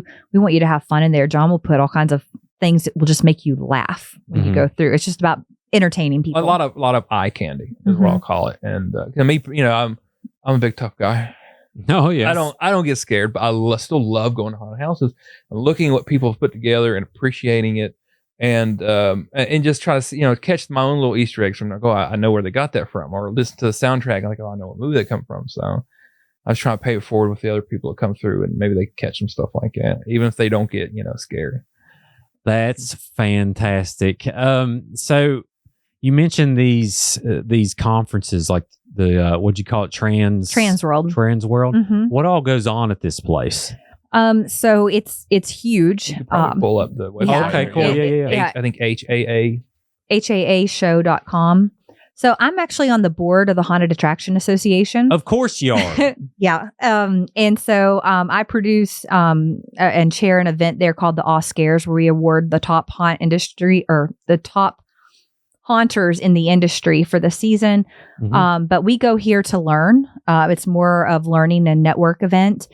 We take classes and we go to panels, and we get to network with the top people. So Universal Studios, we're itty bitty little babies compared to all these other professional haunters that have been in the industry for decades, and they're making they're millions of dollars a season. They're seeing tens of thousands of people. That's what we aspire to do. And we understand our demographic and where we're at. So we're very happy with what we've gone. But like I said, you always want bigger and better. Yeah. So if you go to YouTube, you probably pull up, you see actual videos of the show floor, which they're pretty neat. You see the stuff they have to offer there. The show floor? Trans World. Oh, okay. Trans World show floor. Yeah, that's awesome. Oh, cool. Yeah, they have so we're playing a video. You won't hear it. People listen to the podcast, but yeah, this is legit. It's for us. It's like going to Disney World. What you're saying, like, this is a drop in the bucket. Yeah, and as far as Disney World, they'll bring in. We've seen Disney Imagineers there. Any major theme park around the world, you name it, they come here. This is where everyone comes and meets to see what the new flavors are going to be for the Halloween season, and then Christmas is starting. This is to get just really one big too. Booth that they're showing. Okay, yeah, let's skip. Yeah, this is awesome though. We'll skip forward a little bit. Like, we're there, I think 4 or 5 days, and like I say, you on the 4th day or whatever, you're still seeing something you may have missed when you first come in. Yeah, cool. And you got people cosplaying around, scaring people. Yeah, they're like displaying their costumes. Displaying costumes. You're not allowed to wear a costume on the show floor. Only if you're with the booth. Gotcha. It's very professional. And then half of the show is Christmas. So we can go find Christmas lights and stuff for holiday light trail event. Yeah, that's so awesome. And I think, y'all are getting there. I mean, it's just a matter of time. So, okay, that's one of my not last questions, but so first year attendance versus now, do you know those numbers, or do you hold those tight? I mean, don't feel like you have to say it, but I'm very curious. I know my revenue numbers. Right. Attendance. That's important. We, I would say our first year, we probably had maybe 600 people, I want to say. Which that's awesome. Which was a lot, yeah. And then this past season, we had 10,000. Ooh. So you can see a difference Quite the too. growth. It breaks down like Fridays and Saturday nights when we're open. Friday nights, what used to be a busy Friday night may have been 500, and a busy Saturday night might have been 600 to 800. Mm-hmm. And now, we're double that easy. And that's been in the last few years that we've been at the barn. And I personally have picked up on that. Now we're seeing 1,000 people plus on a Saturday, no problem. And that 800, range to 1,000 people on a Good Friday. We also have haunted house reviewers, professional ones that come to Fright Nights every year. And we keep, knock on wood, there's MDF board next to it. Okay, yeah, that'll work. We have scored, we're the top haunt in West Virginia for the past 4 or 5 years straight. I think so. We get the top rating with the scare factor and other different haunt reviewers. We're also top 40 in the nation with the Haunted Attraction Association. We're in the Top Haunts program. We were top 10 scary Christmas haunted attraction with the Travel Channel. Oh, wow. Year. And so we keep getting a lot of national recognition, which brings people from all over. And of course, we're at a resort, so people can stay at the resort, stay overnight on our Fright Night package, and then come out and have fun with us at Fright Nights. Shoot, yeah. And then it's in October, so you can still play golf. You can still do all the things. You can go to Bridge Day. You can do all the things. Yeah, Bridge Day, which is in October, peak season. You can't swim in the pool, I'm guessing, in Glade. Well, you can swim at the indoor pool. We have an indoor pool. Okay, and is there a bowling alley? Yes, and a spa. And escape rooms. Escape rooms. Yep, escape rooms, all kinds of goodies. Well, y'all, I feel like I can do this. I officially can tell y'all my true plan. I'm going to start some competition, and I'm kidding. But thank you so much for being in here today. Be sure y'all out there, Fright Nights WV. They have a website. They have Facebook. They have TikTok. Fright Nights WV is their handle on there. Anything else you want to promote? What do you got coming up? Like, I know. Did you do the holiday lights? Yeah. Okay. We went to that, and it is absolutely gorgeous. Do you have anything like during the spring, or is there some things you're thinking about implementing? We have an adult egg hunt coming up for Easter that I'm in charge of, and then in the summer we have a big 4th of July event that we do. But yeah, that's great. Pretty much it. It's Halloween and Scary Christmas and Merry Christmas. Awesome. Big John, Kazakon. Last weekend in April. Perfect. Check it out. Somehow Desiree and Big John have worked together for years and have not gotten divorced. So he needs to write a book on how to do that. It would be very beneficial. I know I love my wife to death.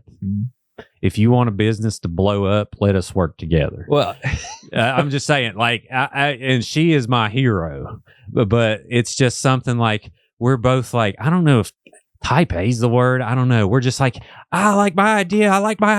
And we just, butt heads. But at the same time, sometimes we come together and do some great things, but I think, it would not be good. I am very fortunate that I married my best friend. And so they're still puppy dog love. All right. I got you zoomed in here, Big John. Yeah. Tell me now. Best friend. Desiree, you're my best friend. Oh. But we still have plenty of fights and art. And in the end, we all need to trust each other that what we're saying is right. So if I'm saying something, most of the time people will go, okay, well, let's listen to them. Versus if somebody else is saying something, you just got to kind of calm down. Everybody wants to see their ideas, their visions, their work, get praised, whatever. But hit the vape, with or without THC. No recommendations out there. Medical is legal in West Virginia now, but that don't mean go get it. But I'm just saying. Yeah, and it's in the end, just we all need to be fair with one another, and because the the hunt, I think, is what's important. And shoot, yeah, dude, I'm inspired. The hunt is what is important. That's a good line to end on. Everybody out there, be sure to follow them on all the things we mentioned: TikTok, Facebook, websites. And also, while we're on that, be sure to follow Creepalachia. We're on YouTube, Apple, Spotify. We started 2 months ago, so proud to announce we're over 1,200 subscribers. I think over 4,000 watch hours. People seem to enjoy what we're doing, so we'll see how it goes. But I know they will be very excited for this episode. And like this video, subscribe to the channel, and leave a review on the podcast. That will really help. But above all else, always remember, long live Appalachia.